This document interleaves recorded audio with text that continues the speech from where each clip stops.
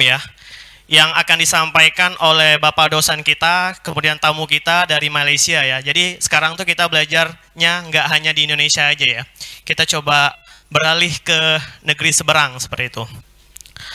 Nah, untuk itu tanpa berlama-lama lagi langsung aja kita akan memaparkan ya oleh pemateri kita itu merupakan Rul Ifwa yang akan memaparkan tentang Islamic Social Nature, Objective, and Agenda. Baik, kepada Bapak kami persilahkan.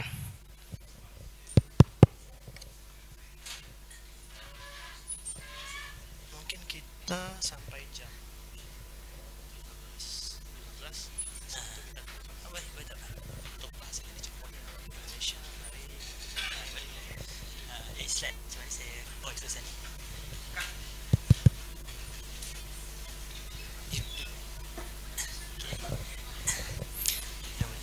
duduk ke? Bangun. Okay. Bismillahirrahmanirrahim. Alhamdulillah Rabbil Alamin. Wassalatu wassalamu ala ashrafil anbiya wal mursalin wa ala alihi wa ashabi ajma'in. Assalamualaikum warahmatullahi.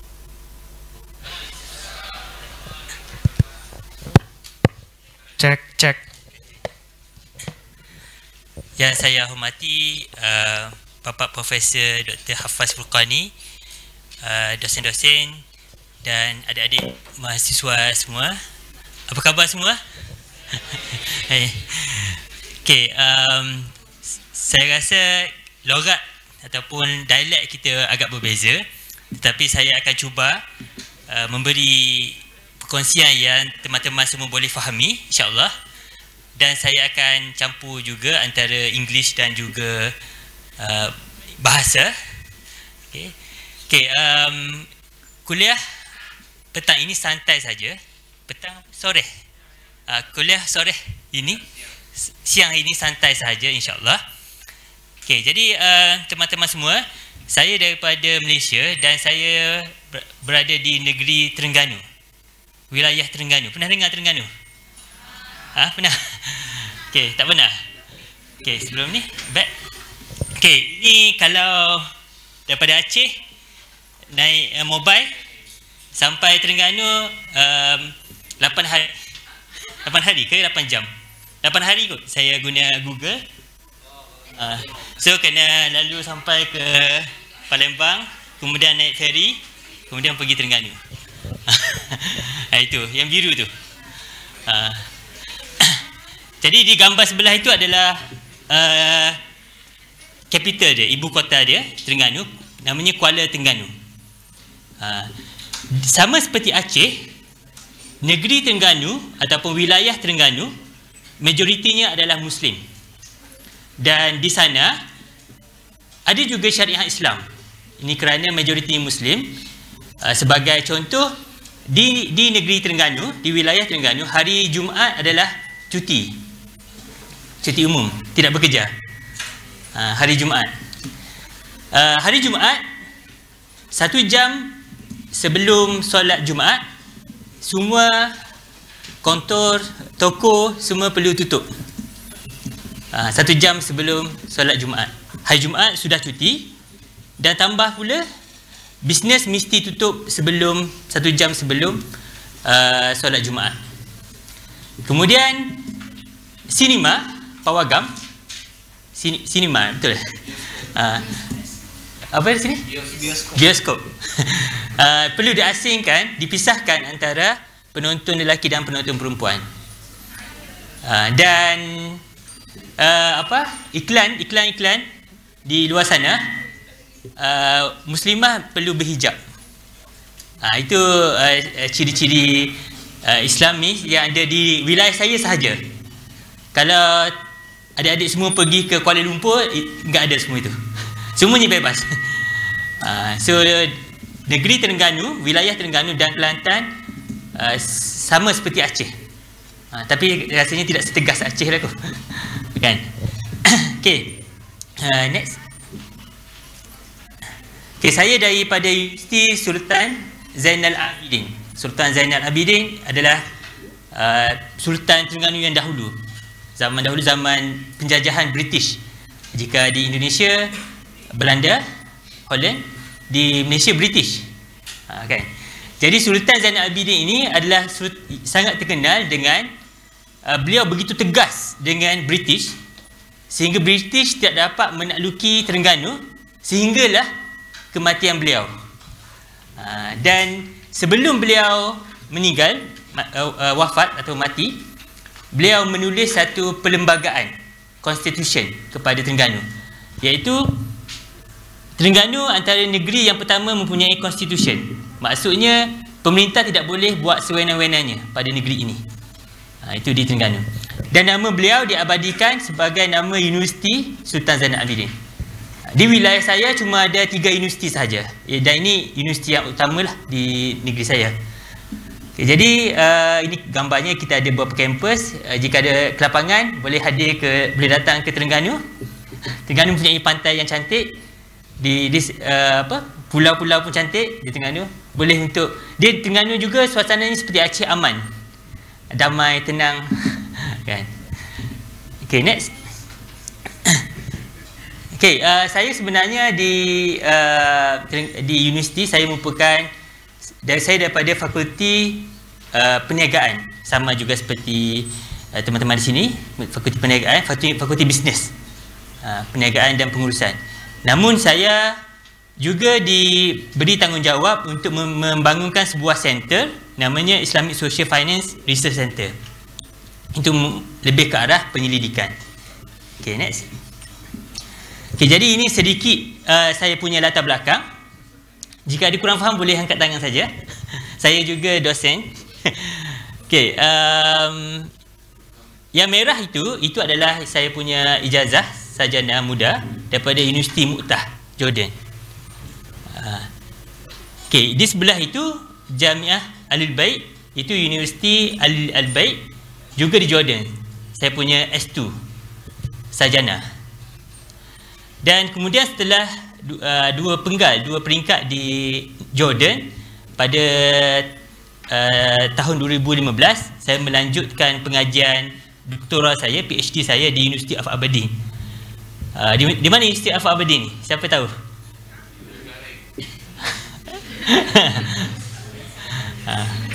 UK. Di Scotland. Scotland, UK. Di Scotland juga orangnya tidak gemar kita sebut England. Dia Scotland ni dia juga mahu bebas daripada UK. Apabila saya sampai di Aberdeen di Scotland, mereka baru telah selesai mengadakan pilihan raya, pengungutan suara, sama ada nak independence ataupun untuk berada dalam UK. Tetapi mereka pilih, majoriti tipis pilih untuk kekal dalam UK, kerana mereka masih lagi khawatir jika menjadi satu negara, mampu tak untuk kekal, kan? Okay, itu saya punya latar belakang pengajian. Jadi saya punya latar belakang lebih ke arah syariah dan agama. Okay, cuma sewaktu saya di University of Aberdeen, saya melakukan kajian dalam kewangan Islam ataupun kewangan syariah. Okay. Apabila saya pulang ke tanah air, saya menjadi dosen di Universiti Sultan Zainal Abidin, okay, pada tahun 2018. Saya masih baru lagi, saya rasa. Itu saya di universiti. Saya juga merupakan panel syariah di Al-Rajihi Bank Malaysia sejak 2023.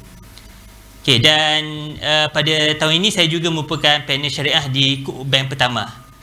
Untuk pengetahuan teman-teman semua, saya datang ke Aceh sebenarnya Cook Bank pertama anjurkan satu acara di sini semalam. Jadi hari ini bebas, acaranya bebas. Saya dapat invitation daripada Prof untuk hadir, dan esok saya akan pulang. Jadi saya ucap terima kasih kepada UIN dan juga Cook Bank kerana mengaturkan acara berada di sini. Okay, jadi untuk pengetahuan teman-teman semua, ini pengalaman saya lah. Maknanya saya juga mengajar sebagai dosen, saya juga sebagai panel syariah di bank. Dan sangat penting untuk kita belajar, kemudian aplikasikan apa yang kita belajar itu dalam industri, dalam bank. Kita tidak ingin apa yang dibelajar dalam dewan kuliah berbeza dengan apa yang diamalkan. Jadi perlunya usaha sama ada dalam kalangan dosen ataupun dalam mahasiswa-mahasiswi semua untuk belajar teori dan praktis. Kan, teori dan praktis. Okey, next. Okey. Saya punya bidang, minat saya sebenarnya dalam crowdfunding. Apa itu crowdfunding? Kalau dalam bahasa Indonesia. Kalau Malaysia, pendanaan awam. Iaitu kita kumpulkan dana daripada masyarakat. Itu bidang maksudnya crowdfunding. Ini saya punya kegemaran. Saya punya minat daripada belajar lagi. Okey, saya kongsikan satu perkara. Saya faham semuanya dalam bidang kewangan Islam syariah. Sewaktu di University of Aberdeen, saya diberi peluang untuk mengendalikan kuliah oleh dosen saya, dan semua mahasiswanya adalah Scottish ataupun British. Apabila kita berkongsi tentang Islam, alhamdulillah mereka suka. Sebabnya antara agama, saya kurang pasti di sini semuanya Muslim. Apabila berada di sana, sebab saya di sana, saya di Fakulti Religious Studies, pengajian agama. Maknanya dalam fakultis tu ada yang mengkaji tentang Islam, ada yang mengkaji tentang Kristian, ada yang mengkaji tentang Buddhis, kan. Tetapi mereka yang mengkaji tentang Islam, pengajian mereka hanyalah 3 tahun ataupun 4 tahun. Teman-teman lain yang mengaji tentang Kristian 6 tahun, 7 tahun. Jika kita melihat kehidupan mereka, mereka akan belajar mula jam 10 sampai 2 pagi. Sebab di sana ada office untuk pelajar-pelajar PhD di sana, kan. Sampai kita tertanya-tanya, kenapa pengajian agama lain susah? Kenapa pengajian agama Islam mudah? Antara sebabnya adalah pengajian agama lain, agama itu terlalu teologi, terlalu falsafah, terlalu teori, terlalu itunya spiritual. Tetapi Islam, agamanya adalah spiritual ada, kemudian kita praktis. Kan?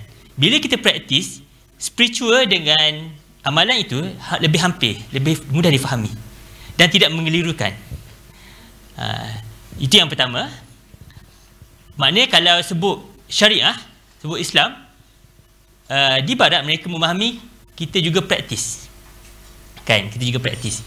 Tetapi agama lain hanya bersifat ketuhanan, belajar tentang Tuhan, tentang semua, dan tidak dipraktiskan. Itu satu. Dan sebenarnya semakin kita tidak praktis, semakin susah semua itu. Sebab itu Islam, kita perlu praktis. Kita tak boleh tahu saja, kita kena praktis supaya perkara itu lebih difahami. Semakin kita tahu tapi tidak praktis, semakin tidak difahami. Dan alhamdulillah dalam kewangan Islam, dalam kewangan syariah, kita praktis. Kan? Okey. Jadi ini minat saya dalam bidang crowdfunding. Saya gemar apabila kita mencari usaha mengumpulkan dana untuk membantu orang yang susah. Itu idea asal crowdfunding. Kan? Kalau teman-teman tengok semua dalam gambar itu yang hujung sekali, yang ini Kilau Coffee. Kilau Coffee ini kedai kopi di sana. Saya selalu datang pagi. Sewaktu pagi saya akan datang sebab saya ingin baca newspaper free. Jadi saya singgah di sini, beli kopi dan baca newspaper, yang local newspaper yang secara free. Dan mereka sangat baik layanan mereka. Kalau kita beli kopi 5 kopi, kita akan dapat percuma 1, 6. Yang dia bagi satu kartus kad. Jadi dia akan stamp sampai ke 6. Biasanya yang saya beli tu yang kecil-kecil je. Sampai yang percuma saya minta yang besar. Itulah. Dan mereka sangat happy untuk ini, kan. Jadi mereka punya layanan sangat baik. Tiba-tiba berlakunya COVID, kan. COVID di sana mereka tidak dapat beroperasi kerana virus. Kemudian mereka buat fundraising ataupun crowdfunding ni untuk cari dana, cari wang untuk bayar gaji staff. Tapi dalam hanya mereka nak 5,000 pound sahaja. Saya tak tahu berapa equal sini 5,000 pound. Tapi tak sampai 2 hari sudah dapat 7,000. Apabila saya membaca komen, kita nampak rupanya donors tu yang sumbang itu satu dunia. Kerana mereka terhutang budi dengan layanan yang diberikan oleh kafe ini sewaktu semua ini jadi pelajar di sana. Jadi di sana ada elemen kindness, kan? Apabila kita melakukan kebaikan itu akan datang balik kepada kita. Itu saya suka konsep crowdfunding. Sama juga yang sebelah itu, yang potato salad tu, ini kisah yang popular dalam crowdfunding. Apabila di US, di New York, ada seorang pemuda di sini apa? Pria. Pemuda juga. Pemuda ini dia hanya nak 50 USD sahaja untuk dia cipta resepi potato yang paling sedap. Tetapi semua suka dia punya idea. Jadi semua orang bagi dana sampai 60,000 USD. Nak 50 USD tapi dapat 60,000. So berganda-ganda dia punya ini, kan. Tapi apa yang saya suka dalam kisah ini adalah apabila dia dapat duit itu, dia hanya ambil 50 saja. Sebab dia nak raise fund 50, kan. Baki itu dia bagi kepada, dia buat parti, dia buat untuk kebaikan. Jadi di sana bila kita kebaikan juga dibalas dengan kebaikan. Itu yang kita nak dalam inilah agama kita, kan. Okay, next.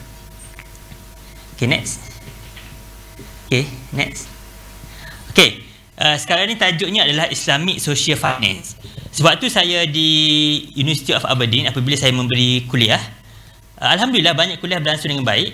Kecuali hari terakhir, saya masih ingat, tiba-tiba ada seorang mahasiswi perempuan angkat tangan dan bertanya kepada saya, kalau sistem Islam yang terbaik seperti apa yang bapa bentangkan, kenapa apabila sebut tentang kemiskinan, kenapa itu berlaku di negara Muslim? Kemudian kalau berlaku kemunduran, kenapa berlaku di negara Muslim? Itu soalannya daripada sana. Jadi soalan itu agak mengganggu saya, dan saya tekad bila kita pulang, kita cuba nak buktikan bahawa sistem kita adalah sistem yang terbaik. Sebenarnya tidak mudah untuk buat satu konklusi seperti itu, kan. Sebenarnya kenapa kebanyakan negara Muslim berada di tahap sekarang, semuanya akibat daripada kolonisasi, kan. Barat sudah mengambil semua hati-hati kita, mereka dikaya, kemudian mereka tinggal tersisa saja pada kita. Jadi itu tidak adil membuat satu rumusan seperti itu. Tapi kita percaya sistem kita tetap terbaik. Jadi saya rasa semua mahasiswi, saya ada berapa masa lagi?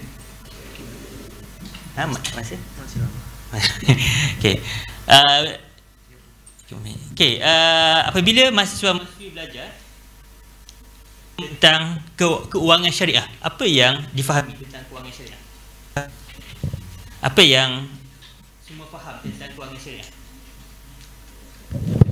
Ya, para argumen aja. Siapa-siapa boleh volunteer jawab? Ya, silakan. Keuangan yang jauh dari riba, gharar dan maisir. Itu definition yang sangat lengkap, menyeluruh. Hello? Okey. Ada. Yang bateri. Boleh. Okey, cuba ini. Okey. Satu definisi yang cukup jelas. Ini. Menyeluruh. Kalau saya tidak guna ini, masih boleh dengar tak? Dengar, kan? Saya tak ikut ni, kan? Okay. Dengar? Dengar. Okay. Okay. Bagaimana kalau siapa nama yang menjawab tadi? Sultan. Okay, apabila disebut kewangan syariah, kewangan itu tanpa riba, gharar dan juga maisir. Okay, kalau ada gharar, riba, maisir, kita sebut apa? Konvensional, kan? Okay. Apa pendapat mahasiswa sekalian, kewangan Islam syariah tiada riba, tiada gharar dan juga tiada perjudian. Kewangan konvensional ada riba, gharar dan perjudian. Sebagai contoh, kalau kewangan konvensional mengenakan interest tahu yang kecil, bunga yang kecil, tetapi kewangan syariah mengenakan profit yang tinggi. Mana satu lebih Islami? Faham maksud saya?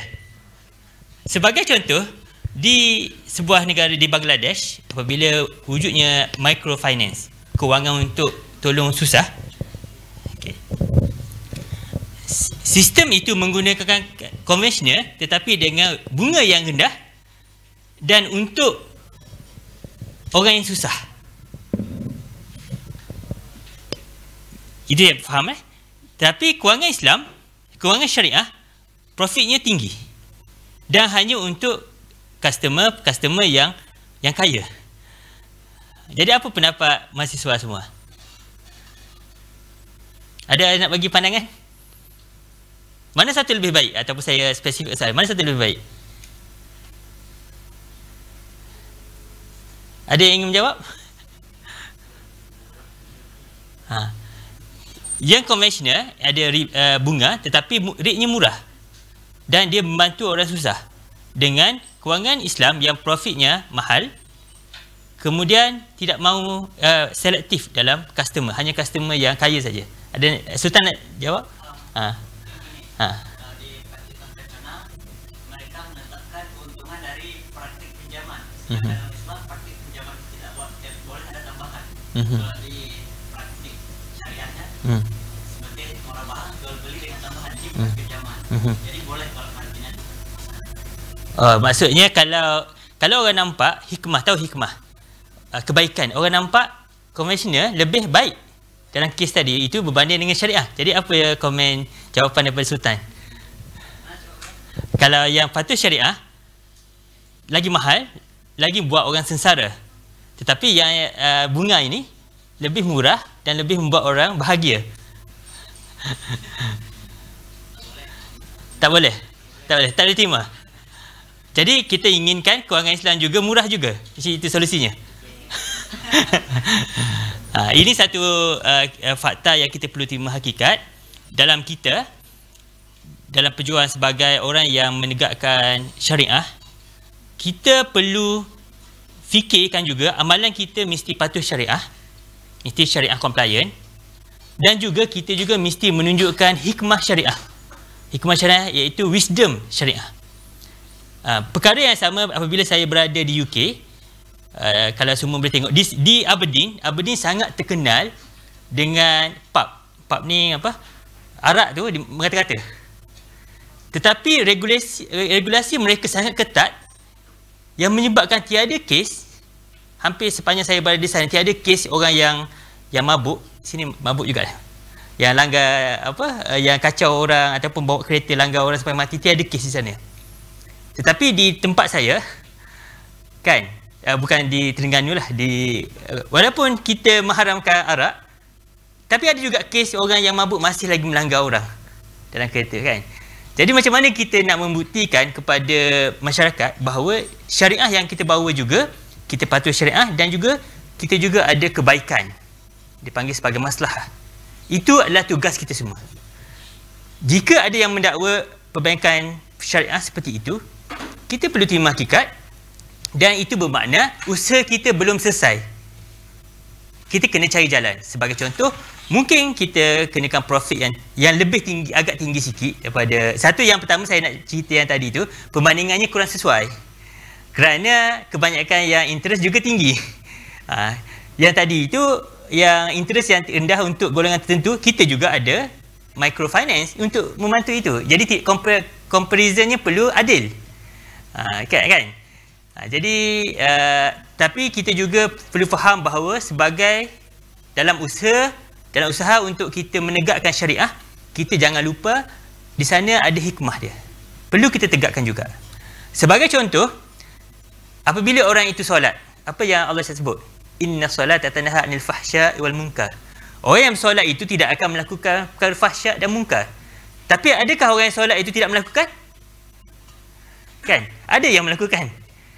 Jadi sepatutnya sebagai seorang Muslim, mereka perlu solat dan mereka perlu menahan diri daripada melakukan perkara mungkar. Jadi dua tugasan di sini. Bukannya mereka solat dan mereka fikir secara automatiknya mereka tidak lagi melakukan perkara mungkar. Itu salah. Sama juga dengan perbankan Islam, perbankan syariah, kita memperkenalkan perbankan patuh yang mengikut Al-Quran dan As-Sunnah, dan dalam masa yang sama kita perlu pastikan ada kebaikan, ada manfaat daripada perbankan syariah ini. Itu sepatutnya. Sebab itu saya menyatakan di sini terlalu banyak tugas yang perlu kita lakukan. Jadi kalian semua mengambil program yang betul. Kewangan Islam, kewangan syariah kan? Kan? Okey. Okey, next. Okey. Pada tahun 2014 munculnya istilah Islamic Social Finance. Kan, sebelumnya hanya ada Islamic Finance. Jadi apa itu Islamic Social Finance? Islamic Social Finance ini sebenarnya dalam bank, setiap bank diminta untuk menunjukkan laporan, report apa yang mereka lakukan dalam zakat, wakaf ataupun infak. Jadi mereka perlu nyatakan dalam report mereka. Ini adalah sangat di Malaysia sekarang, perbankan syariah mesti membuktikan bahawa mereka bayar zakat, wakaf dan juga memastikan semua zakat dan wakaf itu disalurkan dengan cara yang baik. Sekarang ini trend di Malaysia sekarang ni, mereka regulator tidak lagi ingin mahu lihat perbankan syariah itu patuh syariah. Perbankan konvensional tak patut syariah. Regulator ataupun pemerintah sudah tidak ingin lihat lagi itu. Jadi apa yang pemerintah ingin lihat adalah apa kebaikan yang dilakukan oleh bank syariah. Sebagai contoh, bank syariah mesti membantu pelajar meneruskan pengajian mereka. Bank syariah perlu sebagai contoh membina pusat kesihatan. Itu yang ingin dilihat di Malaysia sekarang ini. Jadi kita perlu apa disebut sebagai beyond rulings, mesti lebih daripada peraturan. Kita bukan hanya ingin patuh syariah, tapi kita juga ingin melihat nilai-nilai kebaikan daripada syariah itu dirasai, dinikmati oleh ramai orang. Kan? Jadi apa itu social finance? Dia ini adalah kewangan yang ada etika Islamik dan juga memberi manfaat kepada masyarakat. Jadi ini bank syariah perlu membuktikan bahawa mereka memberi manfaat kepada masyarakat. Kan? Kalau saya boleh tanya soalan yang kedua, bagaimana bank mengambil duit? Bagaimana bank syariah mencari modal, mengambil duit untuk diberikan pinjaman pada orang? Faham soalan saya? Macam mana? Apa sumber kewangan bank? Apa sumber modal perbankan syariah? Investor lagi?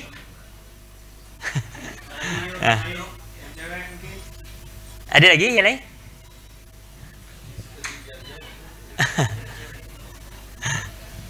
Apa sumber modal bank? Bank di tengah-tengah. Di sana ada customer yang ingin membuat pembiayaan. Di sana ada di mana sumber kewangan bank? Satu disebut investor, tabungan, depositor, okey. Sebenarnya deposit. Deposit adalah sumber yang paling murah, yang paling bank suka. Bank konvensional ataupun bank syariah dia paling suka, mereka sangat suka deposit sebab murah. Apa maksud murah? Mereka menggunakan dana itu hanya memberi sedikit profit, kemudian guna dana yang sama untuk bagi pembiayaan kepada orang lain dengan profit yang lagi tinggi. Tapi kalau investor berbeza.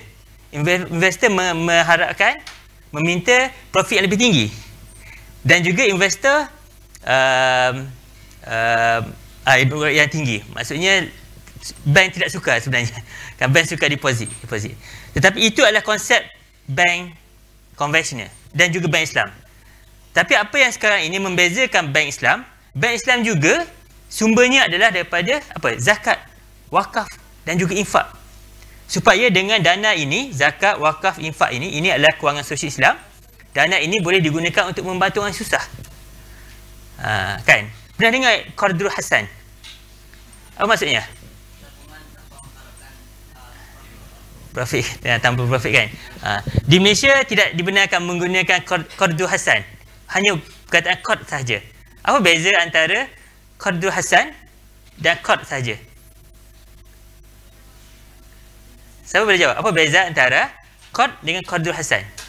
Di Malaysia, pemerintah tidak membenarkan perbankan syariah menggunakan istilah qardu hasan. Tapi mereka hanya perlu menggunakan qard. Kenapa? Apa beza antara dua?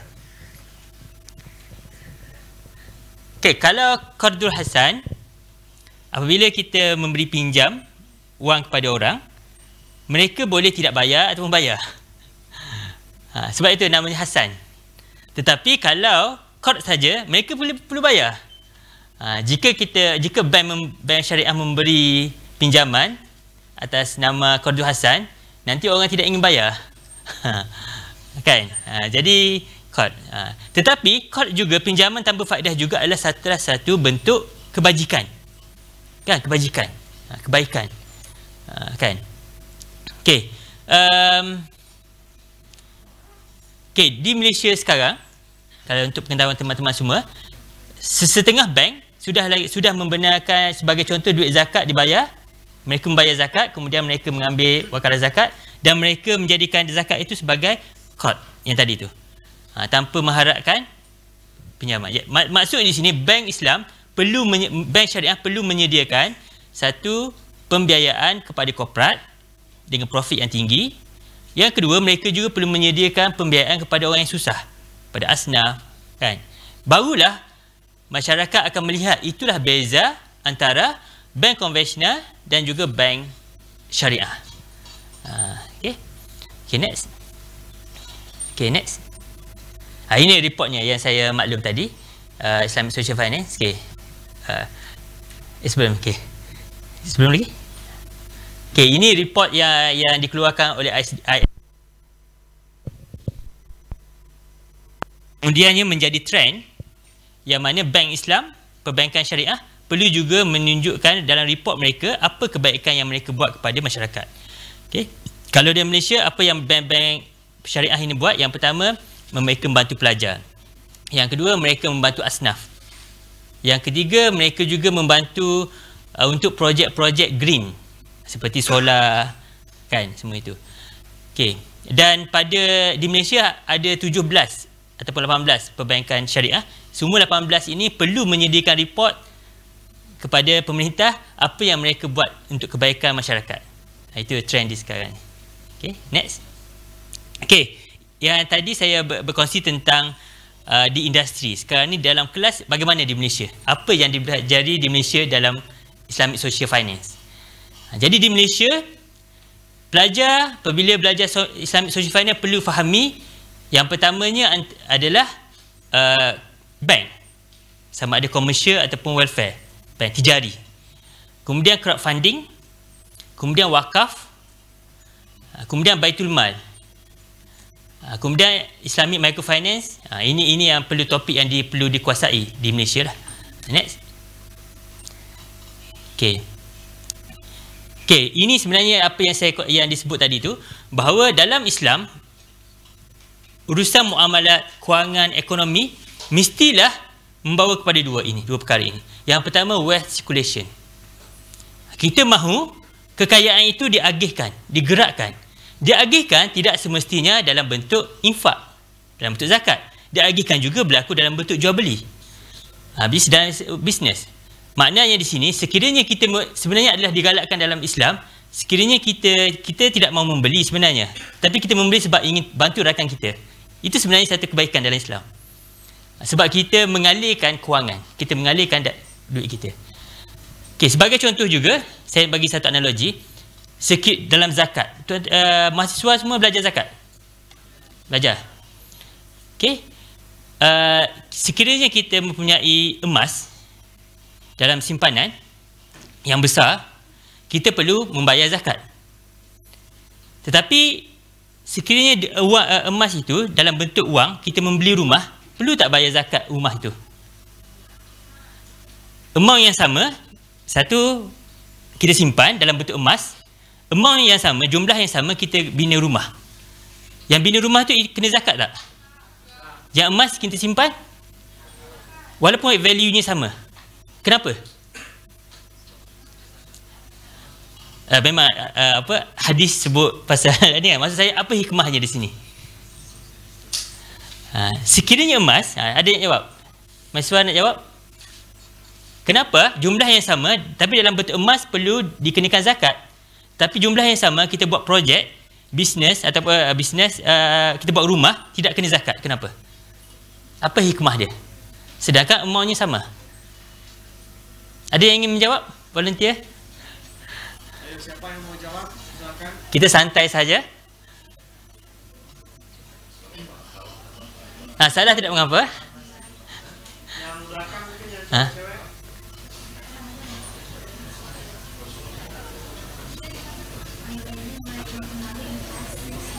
Faham soalan saya? Faham? Boleh difahami? Maksud faham kan? Kenapa yang itu kena zakat, yang itu tidak kena zakat? Sedangkan amountnya sama. Amount jumlahnya sama. Kekayaan dalam bentuk emas tidak perlu dikenakan zakat. Kekayaan yang sama jumlahnya untuk kita bina rumah tidak dikenakan zakat. Jadi apa bedanya? Ada yang ingin jawab? Okey, Sultan lagi? Karena kalau rumah itu adalah kebutuhan primer. Mungkin kalau rumah pertama ya nggak kena pajak, tapi kalau rumah kedua pasti kena. Rumah kedua pasti kena? Tidak juga kena? Tidak kena sebenarnya. Rumah ketiga, empat tidak kena? Tapi bisnes mungkin kena lah.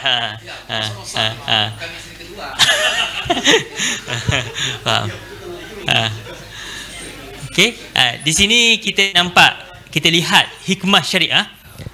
Sekiranya emas disimpan, tiada siapa yang dapat kebaikan pada emas itu. Hanya pemilik sahaja mendapat kebaikan. Tetapi sekiranya wang itu kita masukkan dalam ekonomi, kita bina rumah, akan ada pekerja, di sini pekerja kan? Akan ada usaha, ada jual beli, jadi ada kebaikan. Hati itu mengalir, hati itu tersebar. Jadi Islam tidak suka harta itu terkumpul. Sekiranya terkumpul, disimpan seperti emas itu, perlu dikenakan zakat. Tetapi kalau harta itu dia alih tidak semestinya dalam bentuk zakat ataupun infak, tetapi juga dalam bentuk bisnes. Maknanya semakin kita membuat bisnes semakin bagus. Kan? Okay, next. Sedikit info tentang di Malaysia untuk pengetahuan teman-teman semua. Di Malaysia, Malaysia adalah negara federal. Maksudnya di sini adalah setiap wilayah itu ada kuasa tersendiri. Dan ada kerajaan sentral. Kan? Tapi di Aceh juga wilayahnya autonomi kan? Wilayah autonomi. Di Malaysia, zakat dan wakaf adalah kuasa negeri, kuasa wilayah. Kuasa wilayah. Zakat dan wakaf ialah kuasa wilayah. Kewangan Islam, kewangan syariah adalah kuasa federal, kerajaan persekutuan. Pemerintah di sentral, di Kuala Lumpur. Itu urusan kewangan Islam di pemerintah. Tetapi urusan zakat, kutipan, agihan dan juga wakaf adalah kuasa wilayah. Jadi di sini ada isu adalah yang pertamanya, isunya setiap wilayah berbeza praktis. Berapa zakat dikenakan di negeri ini. Dan ada negeri, kita panggil negeri, wilayah itu adalah negeri. Ada wilayah yang tidak wajibkan zakat perniagaan. Kan? Bayangkan kalau sekiranya tidak wajibkan zakat perniagaan, kutipan zakat akan rendah. Sebab orang tak rasa kenapa saya perlu bayar zakat. Dan dalam kebanyakan wilayah ini tidak boleh zakat itu dibayar merentas negeri. Sebagai contoh, negeri saya yang Terengganu itu tidak boleh orang membayar di negeri Selangor. Kan? Jadi di sini di Malaysia sangat unik, iaitu kuasa zakat berbeza-beza antara wilayah. Dan sama juga dengan wakaf, berbeza antara wilayah. Ini berbeza dengan Indonesia kan, satu bisnes. Badan Zakat Nasional kan. Bernas. Jadi di Malaysia selalu ada isu apabila satu negeri dia datang ke negeri ini dan dia buat kutipan zakat di negeri ini. Menjadi satu kesalahan. Tetapi menjadi satu isu. Sebagai contoh, saya daripada wilayah Johor bawah, tetapi saya bekerja di Kuala Lumpur. Jadi di mana saya perlu bayar zakat?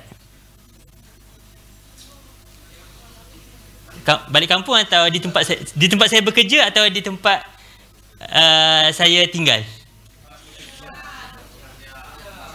Tempat dia bekerja.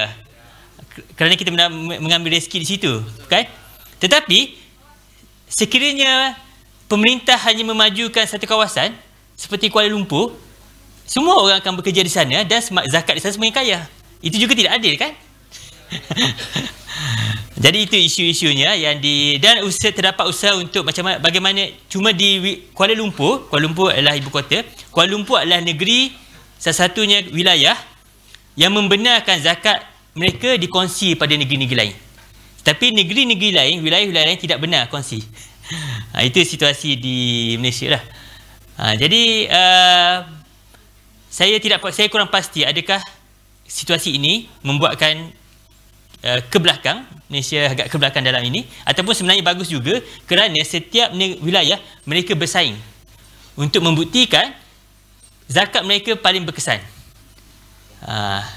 Kan, sebagai contoh di negeri Kedah. Negeri Kedah di utara yang hijau tu, yang atas tu, yang itu negeri Kedah. Negeri Kedah, apa yang mereka buat adalah negeri Kedah ini terkenal dengan padi. Dan padi ini, yang mengerjakan padi ini biasanya orang susah. Jadi apa yang mereka buat? Mereka menggunakan duit wakaf untuk membeli peralatan padi dan juga gedung-gedung rumah-rumah padi. Mereka menggunakan duit wakaf. Kemudian untuk bekerja di rumah itu, di rumah padi itu, mereka menggunakan duit zakat. Jadi itu sinergi ataupun campuran yang bagus antara zakat dan wakaf yang menjadikan negeri tersebut, negeri Kedah, negeri paling advance dalam zakat. Dan negeri lain cuba juga mencari inovasi baru. Itu saya sebut tadi, kadang-kadang perkara ini boleh menyebabkan faedah, kan, apabila masing-masing bersaing. Next. Next. Sebelum dia ini, saya kurang pasti di Malaysia ada trend iaitu mengumpulkan dana melalui internet. Bukan infak, wakaf dan zakat kita kumpulkan melalui internet. Maksudnya dengan platform digital. Kita tidak lagi membayar dengan duit cash macam ni, kan. Untuk zakat dan wakaf is kerana ianya digovern oleh di bawah wilayah. Tetapi infak dia lebih terbuka. Masalah berlaku di Malaysia, tiada regulasi untuk infak. Menyebabkan terlalu banyak scam. Tahu scam? Scam ni. Pada zaman dahulu, orang melihat membayar zakat, membayar infak melalui platform adalah yang terbaik. Lebih transparent. Sebab mereka nampak projek apa semua, kan. Tapi sekarang ini di Malaysia, orang tidak lagi membayar infak dengan platform. Kerana orang lihat itu adalah bentuk scam. Mungkin satu kesilapan apabila kita tidak membuat satu undang-undang, kan. Jadi ini yang berlaku lah situasi di Malaysia. Jadi pentingnya regulasi itu. Regulasi itu. Next. Next.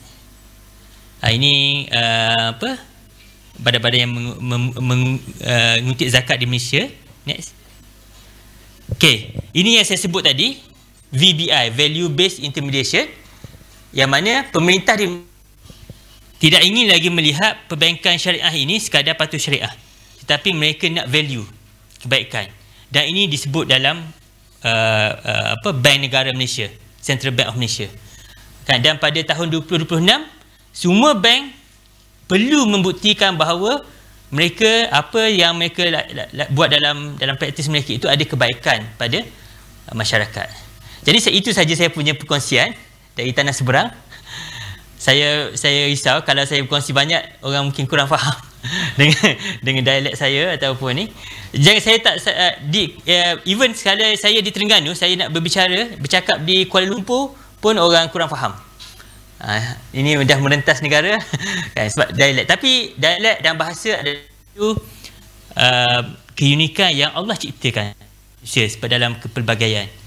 Okay. Ada soalan yang kita boleh discuss? Kita boleh discuss. Oke, terima kasih kepada Pak Dr. Syahrul ya yang telah memaparkan kepada kita, telah memberikan perspektif baru kepada kita terkait ITF ya, atau Islamic Social Finance, dengan tadi beliau membandingkan yang ada di Malaysia seperti itu. Oke, untuk sekarang saya buka sesi 3 orang penanya ya. Sesi pertama silahkan ya, 1 orang, kemudian silahkan, ada lagi. Ini bisa juga jadi topik nanti teman-teman dalam skripsi ya, bisa ditanyakan atau dipaparkan terkait permasalahannya seperti itu. Nanti seperti apa, nanti mungkin akan, ya Bu Ana. Ada lagi, 1 lagi, Pak Jalal. Oke, 3 orang lu ya, silakan. Bismillah, assalamualaikum warahmatullahi wabarakatuh. Izin bertanya Bang. Perkenalkan, nama saya Sultan. Langsung saja Bang. Dari statement Abang tadi bahwa ISF ini adalah community yang bergerak untuk membantu banyak masyarakat. Kemudian juga ISF ini juga kuasa pemerintah. Right Bang? Jadi pertanyaan saya adalah, apakah ISF ini sudah mencapai tahap memberi bantuan kepada non-muslim? Kita tahu bahwa di Malaysia banyak orang-orang yang non-muslim seperti orang India, Tiongkok, Singapura, dan lain-lain. Segitu.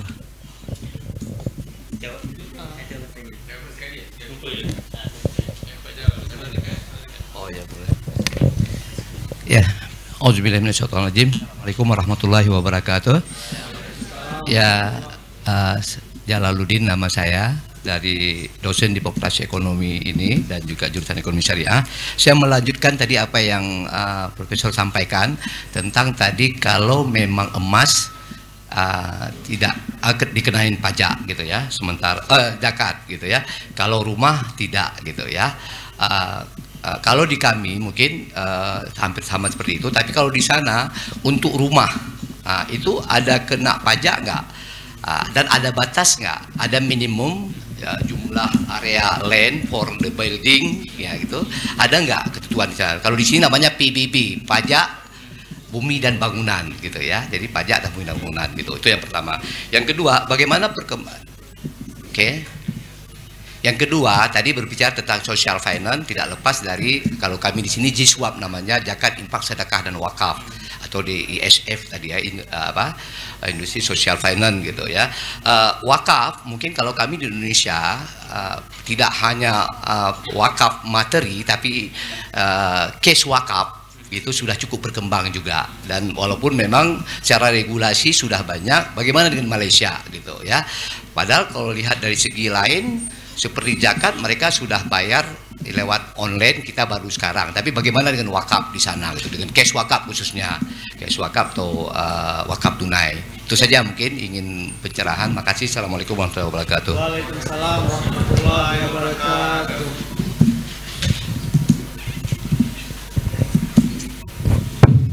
Bismillahirrahmanirrahim. Assalamualaikum warahmatullahi wabarakatuh. Perkenalkan Prof, saya Anna Fitria dari Islamic Banking Department. Nak tanya soal tadi kan ada case bahwa kita membantu teman when we buy thing from our friend. Walaupun case-nya itu kita tidak terlalu perlu, tapi kita membeli barang because our friend sells that thing. Saya mau ini dibahas lebih dalam dari konsep bagaimana kalau kita ambil dari perspektif mubazir. When we don't need thing, we don't buy it because it will like useless. Thank you. Assalamualaikum warahmatullahi wabarakatuh.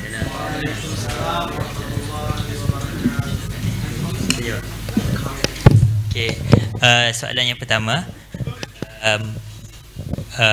boleh tak Islamic Social Finance ini, zakat, wakaf dan infak digunakan untuk membantu non-Muslim seperti contohnya di Malaysia? Okey, secara teorinya zakat, wakaf dan zakat dia mempunyai beneficiary tersendiri, tetapi kita masih ada lagi portion mu'ahum yang juga dibahaskan sama ada boleh layak sesuai tidak untuk Muslim yang baru nak jadi, ya, non-Muslim yang ingin memeluk Islam. Okay? Tetapi secara praktisnya di Malaysia, rasanya teman-teman faham bahawa di Malaysia majoriti Muslimnya sekitar 60%. Tidak seperti Indonesia majoriti, tetapi kekayaan sebenarnya dipegang oleh non-Muslim. Non-Muslim lebih dominan dalam kekayaan di Malaysia sebagai contoh, sebab mereka dalam perniagaan, dalam perusahaan. Okay? Jadi secara perbandingannya, secara pertimbangannya, betul kita boleh guna dana ISF, ada ruang-ruang seperti wakaf, infak dan juga sebahagian zakat untuk kepada non-Muslim, tetapi tidak praktikal. Masih ramai Muslim yang perlu dibantu. Itu satu. Jadi sebenarnya dana ini perlu diberi keutamaan kepada Muslim. Ini dalam konteks Malaysia, melainkan di Malaysia benar yang menguasai ekonomi itu adalah non-Muslim, tetapi non-Muslim yang miskin, sekiranya mereka miskin, mereka terlalu miskin. Faham maksud saya?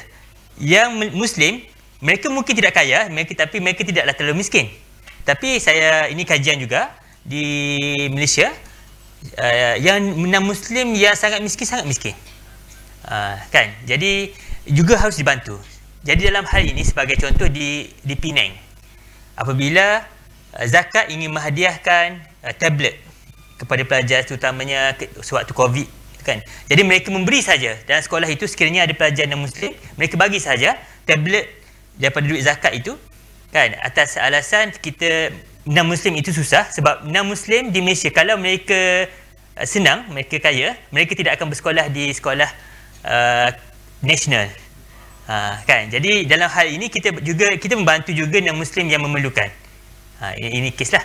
Tetapi secara teorinya boleh digunakan untuk non-Muslim, kan? Wakaf dan infak, dan sekiranya mereka memerlukan, cuma untuk zakat tengok keadaan yang sesuai itunya.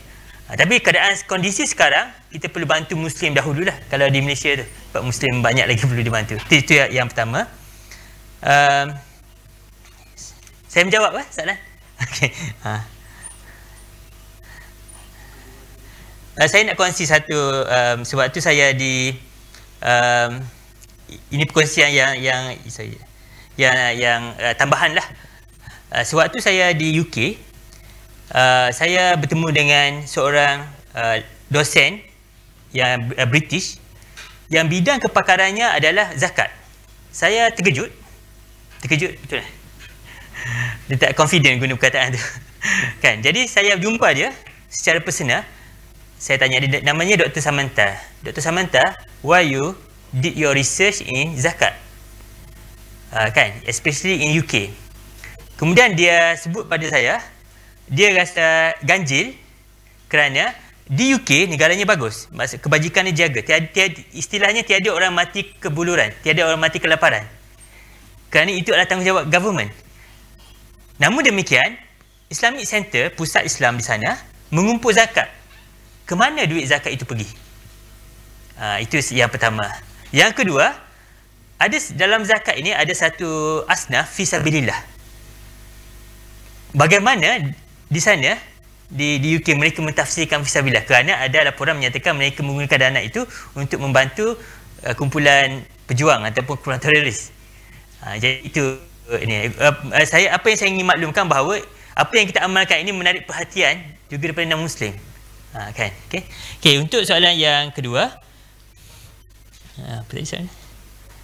Berkenaan dengan rumah. Okey, di Malaysia setengah kawasan dia panggil sebagai leasehold, ada pajak untuk sesebuah rumah. Ini sebagai contoh di bandar besar lah, di bandar besar. Tapi di wilayah seperti saya tu sangat jarang ada tanah leasehold. Kan? Itu yang pertama. Apa soalan lagi untuk berkenaan tanah? Yang kedua itu cash wakaf di Malaysia.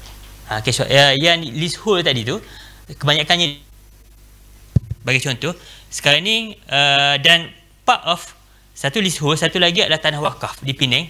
Yang di Penang ni masalahnya, kalau teman-teman semua tahu, di Malaysia ada satu dipanggil Malay Reserve Land.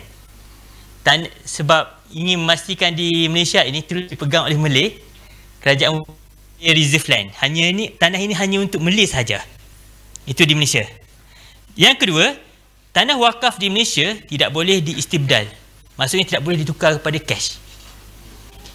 Sebab government dari segi politikalnya, sebenarnya mereka ingin jaga bahawa tanah wakaf ni, sebab boleh saja kita istibdal kan, daripada tanah pergi kepada amount yang sama, tapi sekiranya dibenarkan sedemikian, akan ada pemaju-pemaju akan beli semua tanah wakaf di Malaysia, situasi di Malaysia. So tanah reserve Malay Reserve ada satu, kemudian leasehold yang bertempoh, kemudian tanah wakaf tidak boleh ditukar kepada, dipanggil istibdal, tukar pada cash ataupun tukar lain-lain kan. Itu untuk menjaga kepentingan Islam sana kan. Cuma di tanah, ada satu masalah, bila tanah tidak dibenarkan istibdal, banyak tanah wakaf tidak develop. Ideal kan. Dan ini dilema yang berlaku dalam pengurusan wakaf di Malaysia, tanah lah terutamanya. Baru ni di negeri saya, Terengganu, ada sebuah sekolah. Dia minta kebenaran daripada government, kalau majlis agama lah, dia inginkan tanah wakaf untuk dibangunkan sekolah. Dan sekolah itu nanti milik majlis agama, milik wakaf lah. Kemudian majlis agama bagi satu tanah yang berusia 150 tahun, untouchable, tidak pernah digunakan. Dan tanah itu milik kerabat diraja. Kalau sangat banyak tanah tidak digunakan dengan tidak dimanfaatkan, tanah wakaf tidak dimanfaatkan. Tetapi sekiranya kita benarkan kepada pemaju, dilemanya adalah itu. Pemaju suka saja tanah ni. Tapi kalau kita bagi, kita mungkin kehilangan ni lah. Jadi memang satu, even yang paling latest di negeri saya, ada proposal ingin guna fisabilillah, zakat fisabilillah untuk wakaf. Tetapi mufti tidak benarkan lagi. Sebab itu tidak sampai ke peluang mendesak. Tapi mungkin suatu hari nanti digunakan zakat fisabilillah untuk bangun tanah wakaf. Kerana tanah wakaf kini bukan lagi harta, dia adalah identiti Islam. Ianya adalah hifzuddin, ni agama kan. Okey, jadi itu ya. Kalau di sana tu rumah tu ada pajak enggak, ada batas minimum enggak seperti itu. Dan yang kedua, jadi cash wakaf tu di Malaysia seperti apa? Cash. Cash wakaf, sebenarnya cash wakaf juga dibenarkan di Malaysia sekarang ni. Tetapi untuk pengetahuan, sebab kita mempunyai wilayah yang berbeza, dia bergantung pada mufti. Sebagai contoh, saya punya wilayah Terengganu, mufti sebelum ini dia tidak percaya cash itu boleh dijadikan sebagai mauquf. Baginya cash itu akan hilang nilai, dan dia tidak benarkan cash wakaf. Kesannya sangat susah untuk berwakaf. Ataupun wakaf, bila orang memberi dana duit, tidak lagi dianggap sebagai wakaf, melainkan ditukar kepada aset. Tetapi mufti yang terbaru menyatakan bahawa cash wakaf itu sendiri adalah mauquf, boleh dan kesannya alhamdulillah, kutipan wakaf di wilayah saya semakin meningkat. Ini pentingnya ijtihad ataupun fatwa yang progresif. Kan?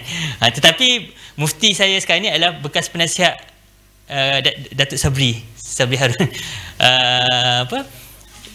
Sekarang ni ada trend di Malaysia, para mufti ini dalam kalangan mereka yang ada background dalam kewangan syariah. Jadi kita akan nampak ijtihad mereka, fatwa mereka lebih progresif dalam urusan seperti ini. Saya boleh sebut, tapi cash wakaf semakin, dan sekarang ni ada satu inisiatif daripada Central Bank, inisiatif supaya bank-bank kewangan Islam yang di bawah federal bekerjasama dengan setiap negeri bangunkan wakaf. Sebagai contoh, ada sebuah bank di Malaysia namanya Bank Rakyat bekerjasama dengan Majlis Agama Terengganu untuk bangunkan pusat. Jadi itu inisiatif yang dibuatlah. Menjawab ya. Indonesia kan rumah tadi ada pajak. Oh, rumah. Pajak kalau di Malaysia itu bagaimana? Apakah rumah itu ada pajak juga? Terus ada batas minimumnya enggak? Kalau rumah pajak tadi, kalau di leasehold juga ada tempoh, ada minima. Dan minimal saya rasa depend pada government punya polisi lah. Sebagai contoh ada 99 tahun, ada 60 tahun. Yang itu tempohnya, selepas 60 tahun mereka perlu bayar premium. Dan government juga ada right untuk ambil. Dan sekarang ni ada proposal nak buat perkara itu, menjawab ke? Itu leasehold lah, maksudnya ada tempoh pajak. Kalau pajak, kalau di kita ada peraturan PDB itu ada ketentuan kalau memang bangunannya hanya 36 meter persegi square, maksimal, and land maksimal 60 square, not tax, not have tax. Lebih dari itu, after this side is tax. Lebih dari 60 meter itu kena tax. Itu kan darurat need darurat, apa kebutuhan need yang pokok itu. Apakah di Malaysia ada seperti itu atau semua ukuran rumah yang tanah itu kena pajak? Oh, saya kalau secara detailnya saya kurang pasti. Tapi saya tahu yang ada kategori tanah yang leasehold dan freehold. Zona is area city. Ya, betul. Indonesia yang terregulasi minimal land, maksimal land 60 meter square, minimal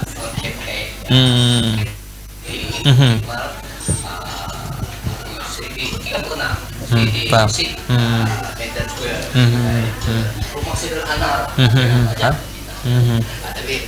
Itu teknikal. Okey. Ada satu soalan? Membeli dagangan kembang itu gimana konsep mubajinya? Oh, tadi kan. Ada beberapa perspektif lah soalan tadi.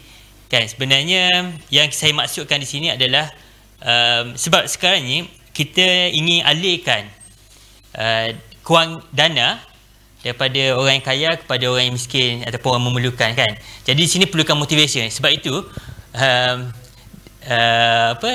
kenapa perlunya orang kaya dalam kehidupan? Kerana orang kaya akan berbelanja lebih, kan. Bila berbelanja lebih, yang kedai itu mendapat manfaat, mendapat ini, kan. Bayangkan kalau orang itu kaya tetapi dia kedekut. Kan, jadi ekonomi tidak mengalir. Jadi orang kaya sepatutnya membeli benda-benda yang mahal supaya ramai dapat manfaat, bukannya itu satu konsep lah. Tetapi dalam hal ini memang jual beli itu ada sebuah hadis menyebut rahimallah iza mushtari wa bai'. Tapi lebih kurang maksudnya adalah Allah memberi rahmat mushtari, penjual dan pembeli ini saling berkasih sayang, saling memudahkan urusan, jadi saling memenuhi antara satu sama lain. Jadi di sini saya masukkan di sini membazir ini memang kita tidak perlukan langsung, tapi ini bukanlah kita ingin membazir, kita perlukan tapi tidak terdesak. Mungkin ada barang-barang yang kita belikan yang boleh bertahan lama, tapi kita beli pada waktu itu kerana sikap setengah orang yang susah. Bukan semua orang susah itu dia suka meminta-minta, kan. Sebab itu kalau tengok peristiwa hijrah, kan, apabila Muslim daripada Mekah pergi ke Madinah, disaudarakan antara Madinah dengan, dan kisah Abdul Rahman bin Auf apabila beliau disaudarakan dengan seorang di Madinah.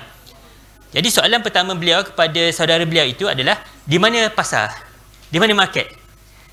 Kerana beliau terus nak berniaga, beliau tidak suka meminta-minta. Jadi apabila kita melihat orang berjual apa semua itu, mereka ada sikap, setengah mereka ada sikap tidak suka meminta-minta. Kan, jadi tetapi cara meminta mereka adalah membeli barang mereka.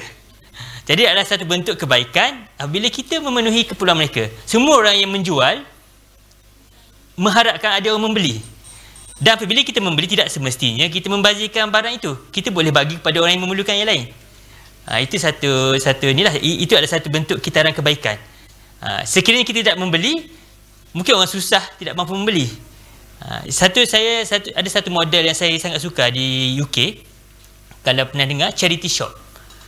Charity shop ni, kedai itu adalah milik kebajikan, badan kebajikan yang bukan government. Okay, kedai itu, dan government tidak akan memberikan sewa yang murah kepada kedai tersebut. Kemudian apa yang ada kedai tersebut? Kedai tersebut, orang-orang kaya memberikan barang-barang yang mereka beli, yang mereka sudah guna. Contohnya mereka beli baju yang mahal, sesuai mahal, mereka hanya guna sebulan, 2 bulan saja, mereka donatekan di kedai tersebut. Charity shop tu. Dan di charity shop, barang-barang yang branded, yang berharga itu dijual dengan lagi murah. Orang pertengahan dapat menikmati pakaian itu. Orang pertengahan, bukan orang miskin, orang pertengahan. Jadi mereka dapat menikmati barang itu dengan membeli dengan murah. Dan duit yang dibeli itu diberi kepada orang susah.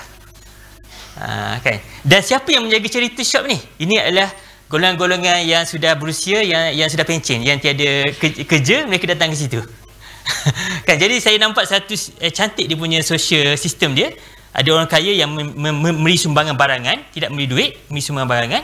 Kemudian orang pertengahan membeli barangan tersebut. Kemudian duit itu diberi kepada orang miskin.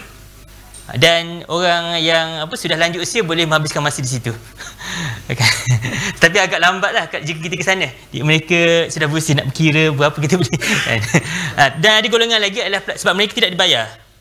Mereka volunteer. Satu lagi golongan selain daripada golongan yang berusia, pelajar.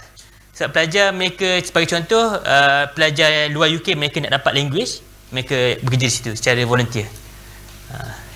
Okey, itu daripada saya. Harap menjawab. Harap menjawab ke, Bu? Oke, dikarenakan kita masih ada waktu ya, karena tadi saya sudah di-mention sama Bu Fathia bahwa lampu akan dimatikan jam 4 kurang 10. Karena kita sekarang dari darurat, Pak ya. Silahkan saya buka 2 pertanyaan lagi. Saya satu ya. Saya sakit dia tanya tadi. Jangan sedikit, banyak. Banyaknya betul. Maaf, saya mungkin karena terlambat tadi. Untuk kesadaran para muzaki ini di sana itu, kalau di Indonesia ini ada sebagian orang itu membayar zakatnya bukan pada lembaga zakat gitu, tapi dia mendistribusi langsung dengan kalkulasi sendiri gitu. Kalau di Malaysia seperti apa? Apakah ada regulasi yang mewajibkan muzaki harus membayar di lembaga zakat atau juga dengan sanksi-sanksinya? Terima kasih. Ada yang lain? Kalau enggak biar saya tanya. Ada? Ada? Oke. Baik, bismillahirrahmanirrahim. Assalamualaikum warahmatullahi wabarakatuh. Saya Isra. Saya ada menulis tentang charity shop, mencoba menggabungkan dengan Baitul Mal Idle Land. Jadi namanya Baitul Mal Charity Shop. Sebab apa? Sebab ada tanah wakaf di bawah Baitul Mal yang tidak dimanfaatkan. Tapi baru just idea, sebab ini belum dipraktikkan. Kita coba nanti ya. Satu lagi yang saya ingin nak tanya. Tadi di last slide ya, itu tentang value based interpretation. Kita dah dapat tadi doktor Prof kata bagi tahu bahawa setiap Islamic bank dia kena ada report. Yang saya nak tanya, boleh tidak Islamic social finance menjadi another indicator for the successful of the bank? Tapi kita standarkan, kita buat indikator, kita indekskan, sehingga kalau kita nak uji sebuah bank adakah dia sukses atau tidak, bukan setakat daripada return ataupun profit, berapa banyak dia funding, capital adequacy ratio segala macam, plus dengan satu ini. Jadi maknanya kalau ini setakat perbankan bagi tahu apa yang dia buat kepada masyarakat, tapi kita nak dia distandarkan, diindekskan, masukkan dalam nominal, diukur hingga kemudian your bank is not socially valued. Macam itulah. Atau memang sudah ada bank seperti itu. Mungkin pengalaman Ar-Raji boleh ditambahkan. Demikian saja. Assalamualaikum warahmatullahi wabarakatuh.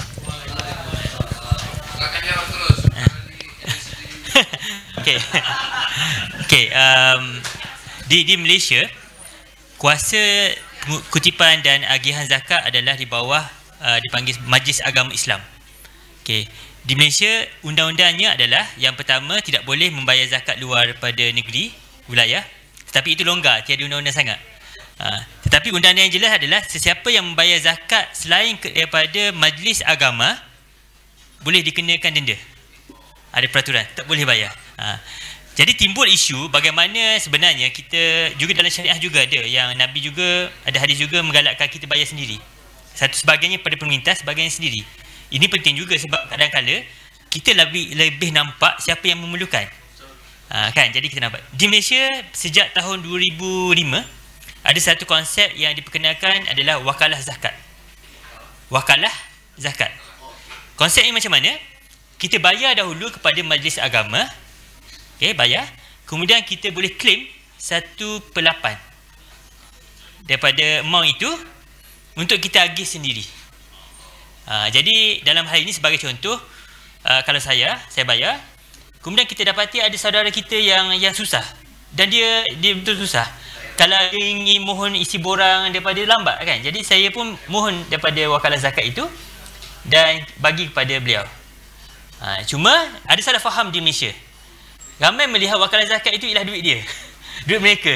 Bukan itu adalah duit daripada majlis agama yang mana kita wakil majlis agama untuk salurkan kepada orang yang kita rasa memerlukan. Dan sistem ini efisien. Efisiennya kenapa? Selepas sistem ini diperkenalkan, wakalah zakat diperkenalkan, orang membayar zakat kepada majlis agama dan kutipan itu makin tinggi sebab orang boleh ambil wakalah zakat itu.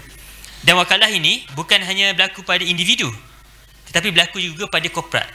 Sebab kalau orang bayar tax, sebab di Malaysia zakat adalah rebate kepada tax. Sekiranya mereka membayar tax, mereka membayar macam itu je kan. Tapi sekiranya mereka membayar zakat, mereka boleh claim 1/8 untuk mereka buat aktiviti semua kan. Itu satu usaha yang ada kesan bila adanya wakalah zakat di Malaysia. Tapi prinsipnya tidak boleh membayar zakat kepada pihak lain. Tapi membayar zakat secara direct kepada individu tidak ada masalah. Cuma biasanya orang nak dapatkan resit untuk claim rebate cukai kan. Jadi ini win-win situation kerana majlis agama bayar kat majlis agama tapi you claim balik 1/8 untuk you agih sendiri. Itu satu perkara yang saya rasa cukup baguslah. Okey. Ada soalan kedua? Dendaranya semacam apa sanksi untuk membayar yang langsung? Macam mana? Tadi kalau yang kena hukuman kan kalau yang itu bukan dia bayar silap, saya silap. Dia bukan bayar secara langsung kepada asnaf, dia bayar ke pihak lain. Contohnya ejen lain yang cuba kata saya boleh bayar zakat pada saya akan agihkan. Itu tidak dibenarkan di Malaysia. Ada badan-badan bagi contoh, melainkan badan itu mendapat kelulusan daripada majlis agama. Maksudnya di sini bayar zakat hanya kepada majlis agama secara langsung ataupun majlis agama pihak yang mendapat lesen daripada majlis agama. Dipanggil sana ejen kutipan zakat. Itu. Tapi poinnya semua urusan zakat mesti melalui majlis agama. Tapi isu yang kita bayar secara langsung kepada tiada masalah. Cuma kita tiada dapat rebate cukai sebab tiada resit. Okey.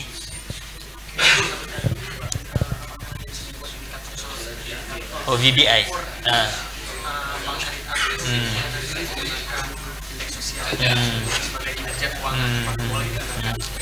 Okay. Di Malaysia VBI diperkenalkan 2017 dan sehingga kini sefaham saya sepanjang pengetahuan saya belum ada lagi indeks. Yang ada hanyalah successful story. Hanya kongsi saja kisah apa yang dibuat. Dan sebenarnya belum ada lagi report bertulis yang perlu dimasuk dalam financial report sebenarnya. VBI dia lebih more ke arah encourage bank supaya buktikan, tunjukkan apa yang mereka buat pada masyarakat. Mungkin selepas ni selepas 10 tahun boleh dibuat indeks seperti itu. Dan untuk pengetahuan doktor juga di Malaysia, sebenarnya VBI ini walaupun sudah hampir 10 tahun masih belum difahami oleh CEO bank. Apabila sebagai contoh kita sebut tentang inisiatif Islamic Social Finance, zakat wakaf, soalan yang pertama ditanya oleh CEO, apa ROI-nya? Apa returnnya? Masih lagi berfikir seperti bankers. Itu cabarannya. Jadi masih lagi dalam perjuangan untuk fahamkan bankers bahawa VBI social finance ini adalah untuk masyarakat. Jangan fikir ROI-nya. Mungkin boleh fikir tentang keberkesanan, tapi bukan ROI dalam bentuk untuk anda merugi. Dan kita bukan setakat memaafkan kepada CEO bank, juga kepada pihak authority, agar dia orang juga faham bank ini membuat social finance itu good, walaupun tak banyak return. Jadi kita ada OJK, otoritas jasa keuangan, atau dulu dengan sektor bank. Dia juga harus faham, harus membuat satu regulasi bahawa jika semua bank banyak membuat social benefit, that bank is bagus, betul. Saya nak kongsi juga kepada, sebenarnya cabaran ini juga bukan pada daripada CEO. Salah satu bank yang saya berada sebenarnya baru membayar zakat tahun lepas. Apabila ditanya kenapa tidak bayar zakat sebelum ni, kerana bagi mereka sudah dibayar oleh ibu mereka di tempat lain. Jadi saya cuba tahun lepas saya cuba convincekan you kena bayar zakat di Malaysia kerana you buat operasi di Malaysia.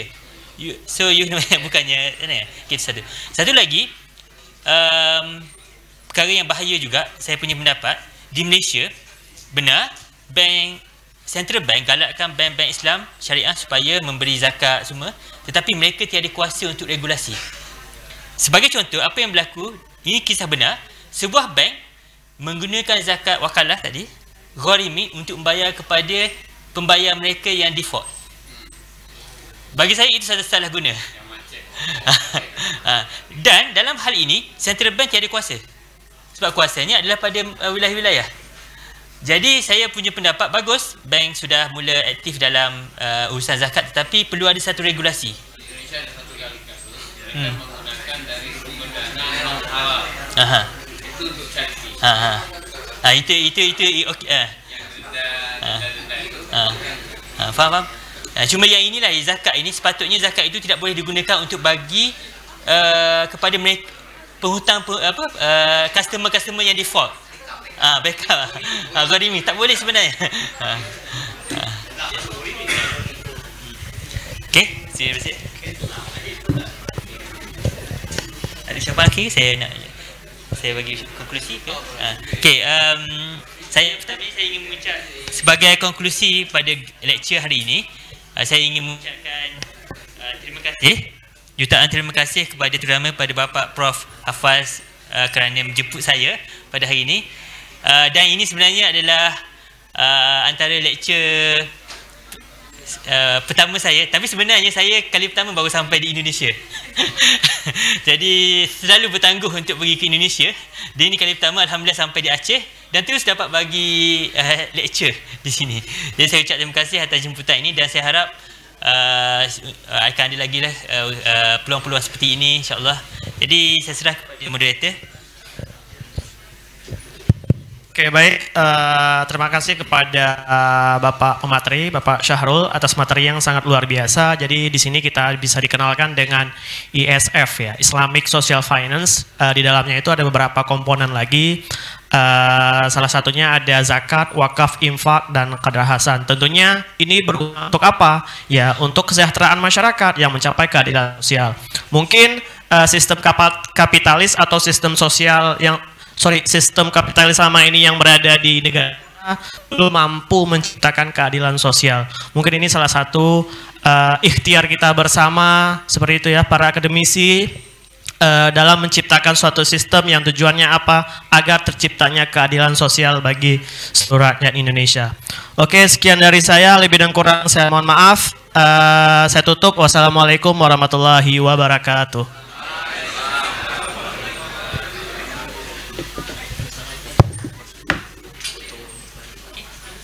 Mungkin diri di depan, di belakang.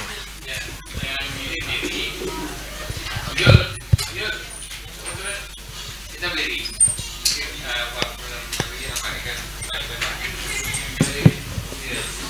Yang khususnya di belakang berdiri ya. Jadi takutnya nanti gak kelihatan. Semuanya aja Pak. Oke, semuanya berdiri.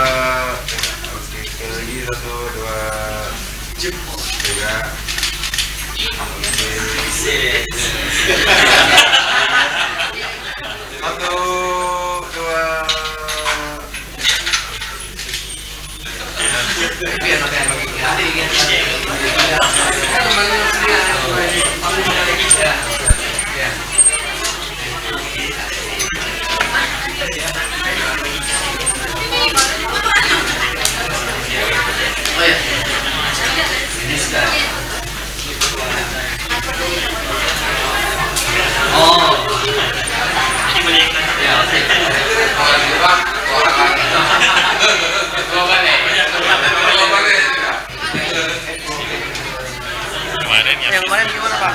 Oh, udah. Kemarin jadi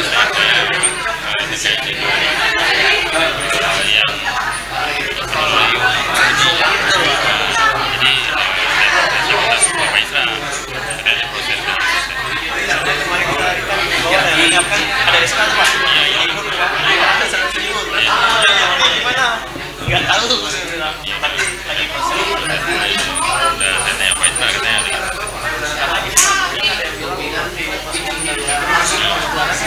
Keluar terbaru. Makasih banyak Pak. Yang ini iya, ini kan udah kan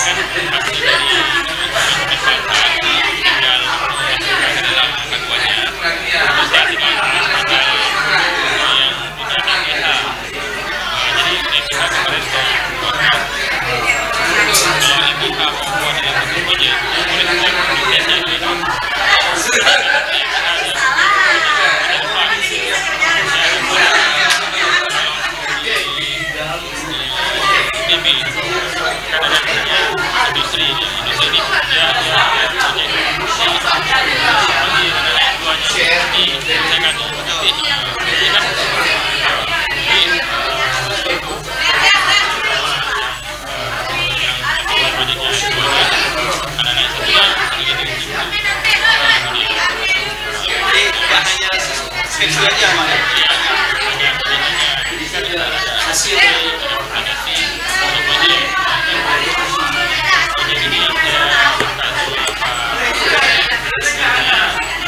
tinggal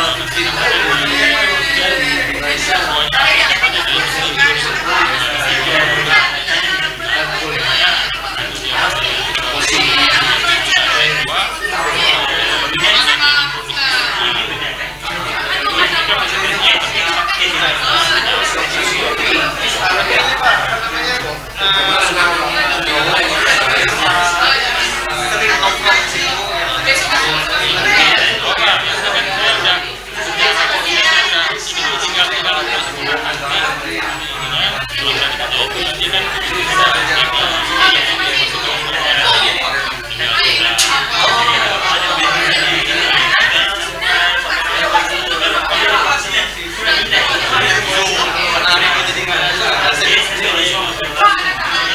dalam akunnya terus nanti yang punya ETH.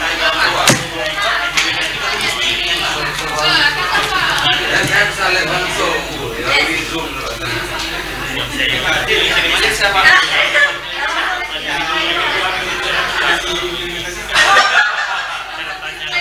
aja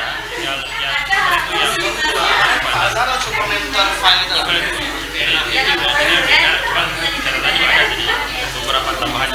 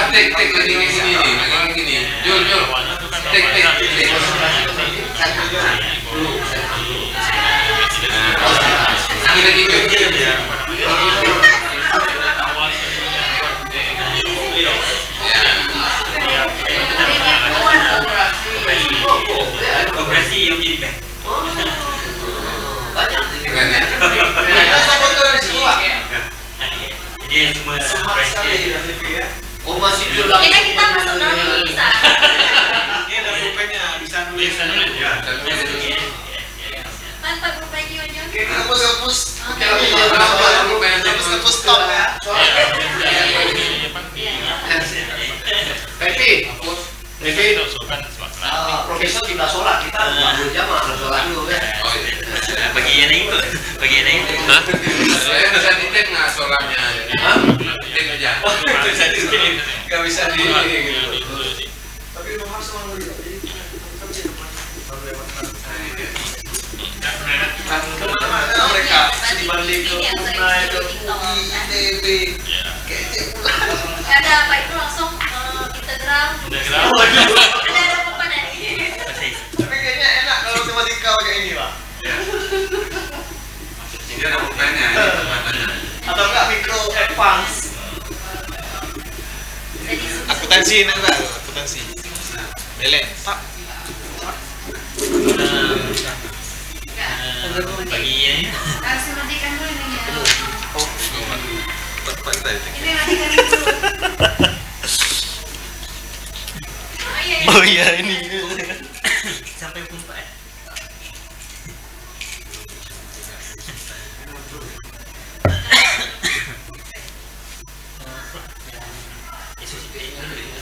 Ngajar sini.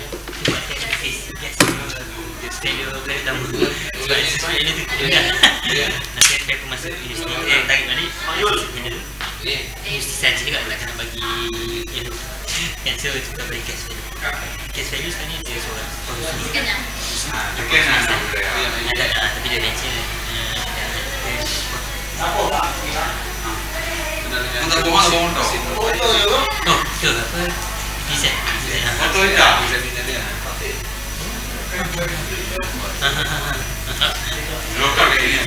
itulah artinya pada tak berbagi sekali besar kali ini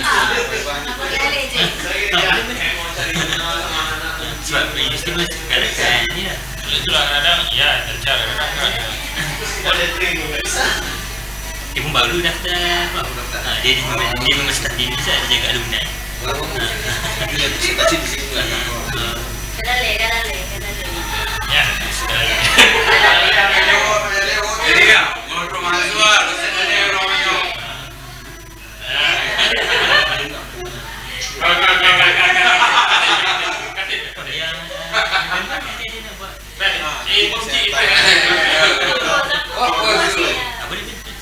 Kalau awal tu saya nak blog saya lagi isu Ini jangan beli pasti. Anak, nanti untuk yang kosong bisa keluar aja. Enggak, Revi. Sekretaris. nak pada sini Online.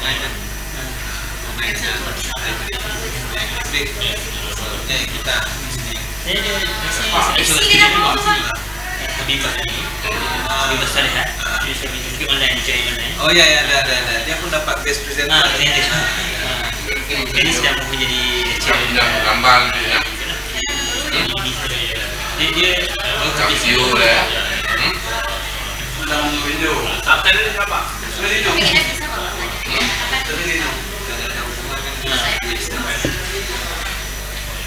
Coba bawa dia mungkin dengan baru dia yang dumur. Bentar dong.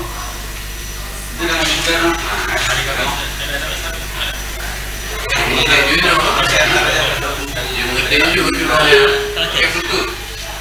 Kayak butuh bukan apa?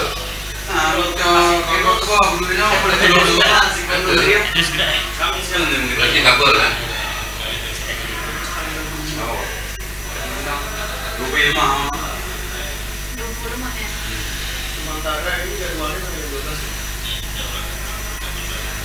Ya sudah audio.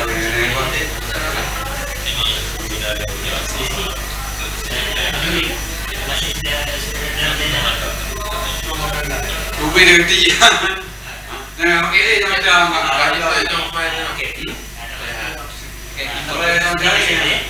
back. Keyboard dari jauh je. Keyboard ni je. Kan ni keyboard je jelok nama. Ruby.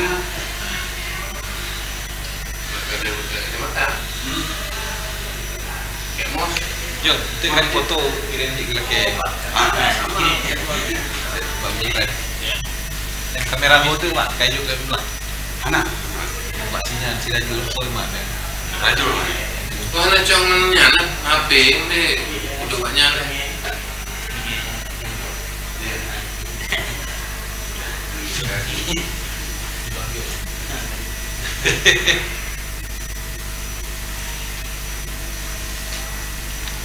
Bangun dari sana playground. Jadi waktu saya Okey, ini timbalan. Aplikasi bro. Direct lama sekali. Nama dia di Indonesia. Saya daripada 22.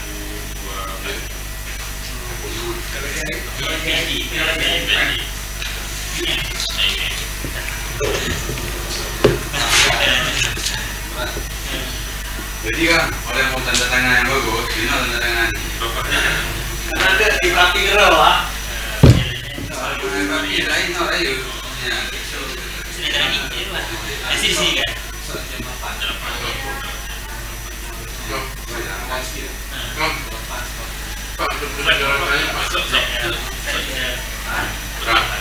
Jadi yang cepat tu dah buat tu lagi.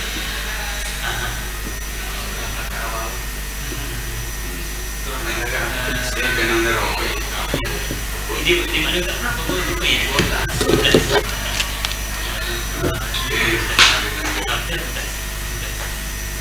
Satu semua satu. Awalnya dengan 11. Masuk saya di Bino. Kita di pulau Pantai.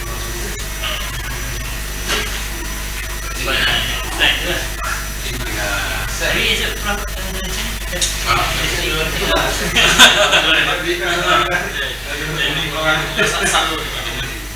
Body sudah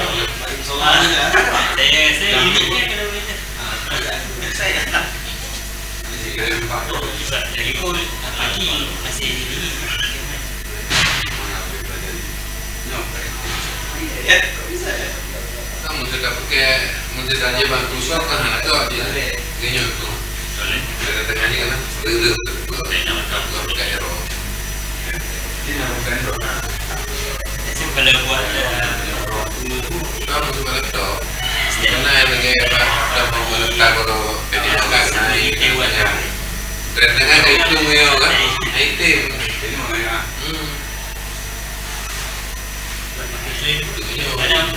Maksudnya agenda daripada pukul 8 sampai ada solat tak? Pasti macam chairman nak suruh singkat kan sampai petang. Saya padat lah. CEO dah bagi kita program acara satu hari. Yang lain boleh nak pergi.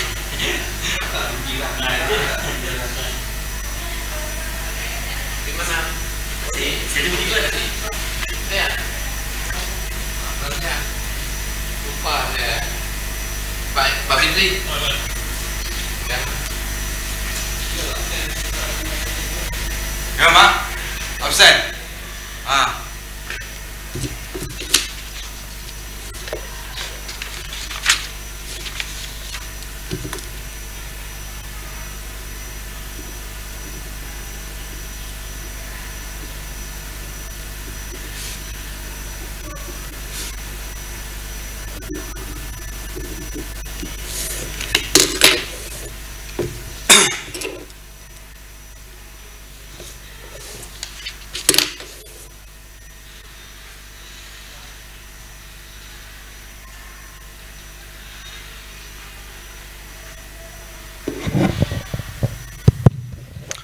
Cek sound cek 1 2 1 2 3 dicoba cek 1 2 3 dicoba.